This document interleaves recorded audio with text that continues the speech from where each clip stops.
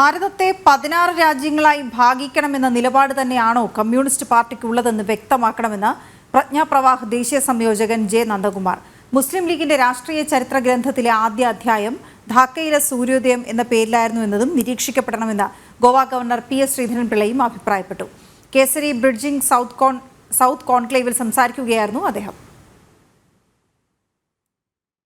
സൂര്യോദയം എന്ന് പറഞ്ഞാൽ എഴുതിയിരിക്കുന്നത് 1906 കുറിച്ചാണ്. വിഭജനത്തിന് വിത്തുപാകിയ സർവേന്ത്യ ലീഗിന്റെ തുടക്കം കുറിച്ച ആ സംഭവത്തെയാണ് ധാക്കയിലെ സൂര്യോദയം എന്ന് എഴുതിയിട്ടുള്ളത്.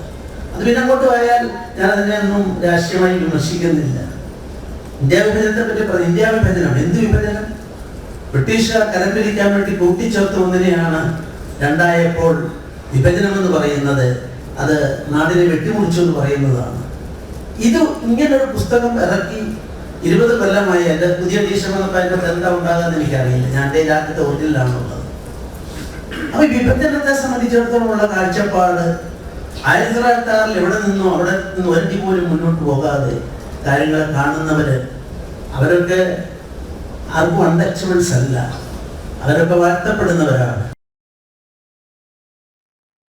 ഭാരതം 16 അതിലധികമോ ദേശീയതകളുടെ സങ്കര സംയുക്തമാണ് എന്ന് പറഞ്ഞ ഒരു പ്രത്യയശാസ്ത്രത്തെ കുറിച്ച് സൂചിപ്പിച്ചു. അദ്ദേഹത്തിന്റെ പദവി ഇരുന്നുകൊണ്ട് അതിനപ്പുറത്ത് അദ്ദേഹത്തിന് പറയാൻ കഴിയുമായിരുന്നില്ല. സ്വാതന്ത്ര്യം കിട്ടാൻ കാലമായപ്പോഴാണ് ഭാരതത്തിൽ നിന്ന് വേർപെട്ടു പോകാനുള്ള അധികാരം ഇവിടുത്തെ ഈ 16 അതിലധികമോ വരുന്ന ദേശീയതകൾക്കുണ്ട് എന്ന് ഒരു പ്രത്യയശാസ്ത്രം പ്രഖ്യാപിച്ചത്, കമ്മ്യൂണിസ്റ്റ് പ്രസ്ഥാനം പ്രഖ്യാപിച്ചത്. അദ്ദേഹത്തിന്റെ ചോദ്യം പ്രസക്തമാണ്.